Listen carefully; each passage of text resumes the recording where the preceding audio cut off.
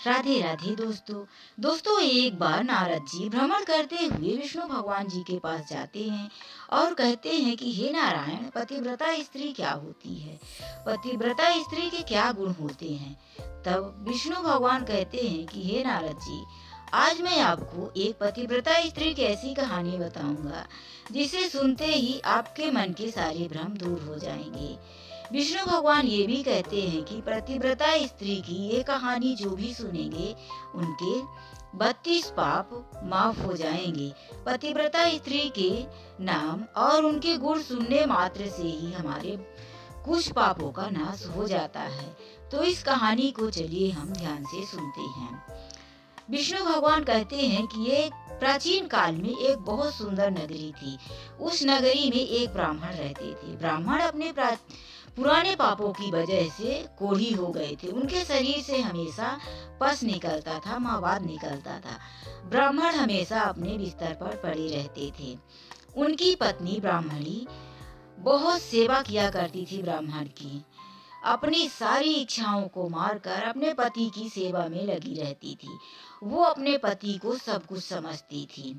अपना गुरु, ब्राह्मण, पति सर्वस्व मानती थी, अपना भगवान मानती थी और अपने पति की सारी इच्छाएं पूरी करती थी। वो यही अपना धर्म समझती थी। इसी तरह से ब्राह्मण और ब्राह्मणी का जीवन चल रहा था। ब्राह्मणी अपना सारा जीवन अपने पति की सेवा में व्यतीत कर रही थी। एक दिन ब्राह्मण लेटे हुए थे। उनकी नजर बाहर दरवाजे की बाहर थी।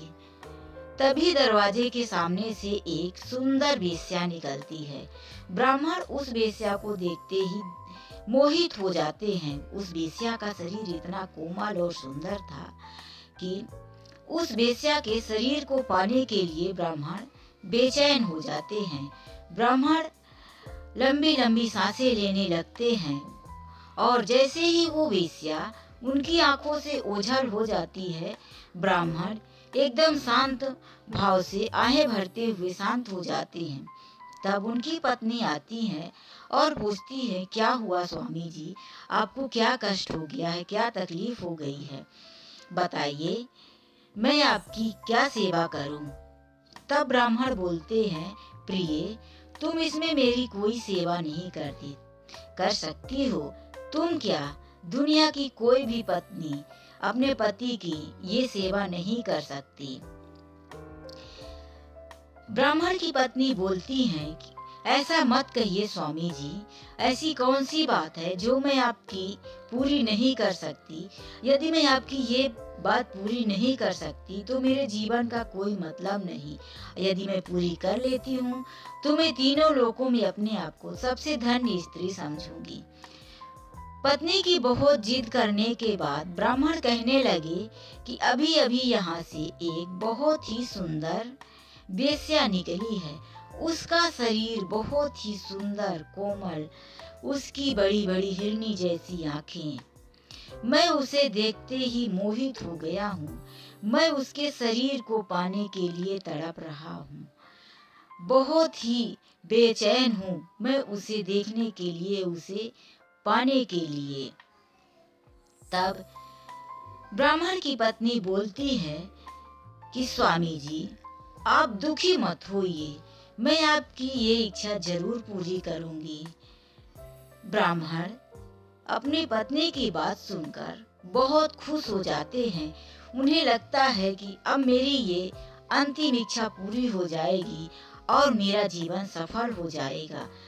तब ब्राह्मण की पत्नी सोचती है कि अब मुझे क्या करना चाहिए। ऐसा सोचते ही रात बीत जाती है। फिर सुबह के भोर के तीसरे पहर में ब्राह्मण की पत्नी एक हाथ में झाड़ू और दूसरे हाथ में गोबर लेकर उस वेश्या के घर पहुंचती है और उस वेश्या का आंगन झाड़ू मारती है, साफ करती हैं और गोबर से पोत के लीप के साफ कर देती हैं। ऐसा करते हुए 3 दिन होता है। उधर वेश्या रोज अपने यहाँ काम कर रहे लोगों से पूछती है कि अरे वाह, किसने इतना सुंदर सफाई मेरे आंगन की है। सभी लोग बोल देते हैं कि मैंने ये काम नहीं किया है। फिर वो वेश्या सोचती है कि जब मेरे ये काम कर्मचारी लोग नहीं किए हैं तो आखिर ये कर कौन रहा है। यही जानने के लिए वो वेश्या चौथी रात को रात भर जागती है कि आज मैं इस रहस्य का पता लगाकर ही रहूंगी। जब चौथा पहर आता है तो यह क्या देखती है कि इसी नगर की ब्राह्मण की एक पतिव्रता पत्नी उनके घर पे आती है और उनके आंगन में झाड़ू लगाने लगती है।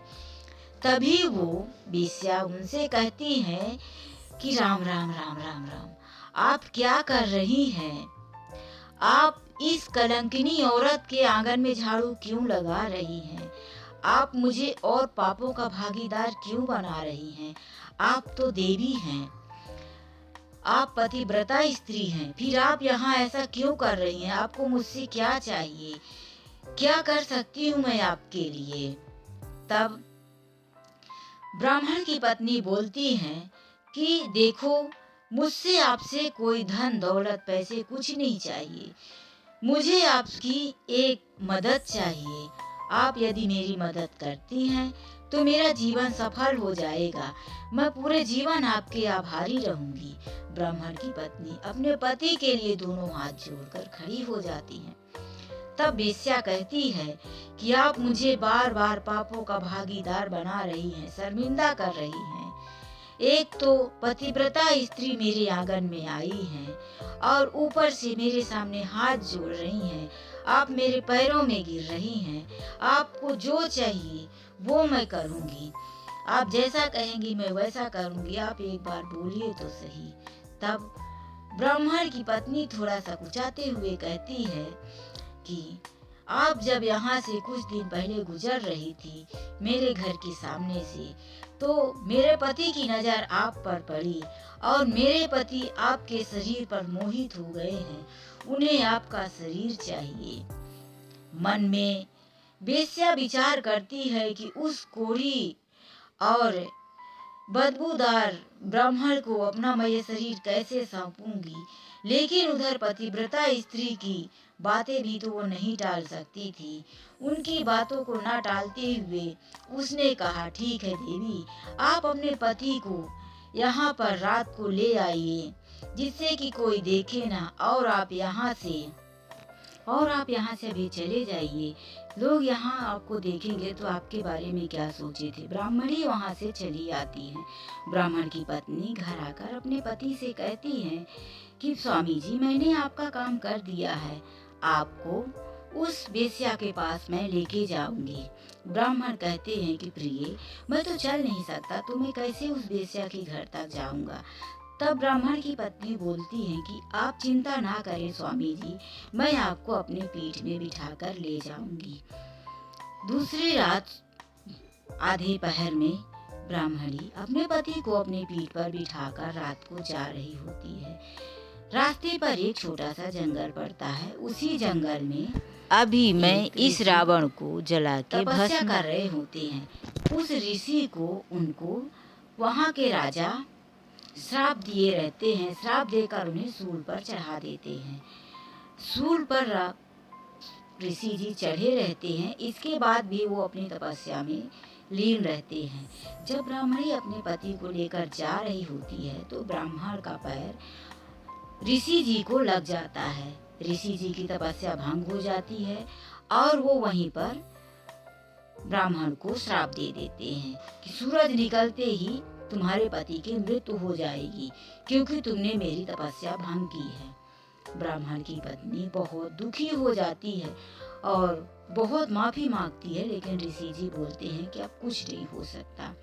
तब ब्राह्मण की पत्नी अपने पति को घर लेकर आती है और कहती है कि यदि मैंने तन मन से अपने पति की सेवा की है तो 3 दिनों तक सूर्य निकलेगा ही नहीं, सूरज उदय 3 दिनों तक नहीं होगा।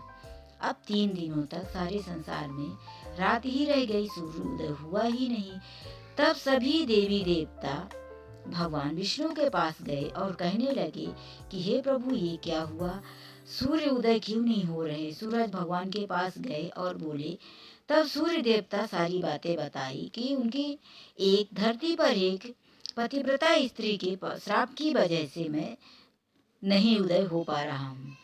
सभी देवता मिलकर उस पतिव्रता स्त्री के पास आए और कहने लगे कि हे देवी, ऐसा मत करो, तुम्हारे पति की उम्र इतनी ही थी और उन्हें जाने दो, उनके जाने से ही तुम्हारा कल्याण और धरती का कल्याण होगा। तब वो पतिव्रता स्त्री कहने लगी कि नहीं, मेरा कल्याण कैसे, मेरा कल्याण तो मेरे पति के साथ रहने से ही होगा। मैं अपने पति के बिना कैसे रह सकती हूँ, मेरा कोई इसमें लाभ नहीं है, मैं तो अपने पति के लिए ये की हूँ। तब सभी देवता वचन देते हैं कि तुम अपने वचन वापिस ले लो, तुम्हारे पति का मैं तुम्हारे पति को जीवित कर दूंगा और तुम्हारे पति को रोग से मुक्त कर दूंगा। ब्रह्मा जी के इतना कहते ही ब्राह्मण की पत्नी हाँ में सिर हिला देती है।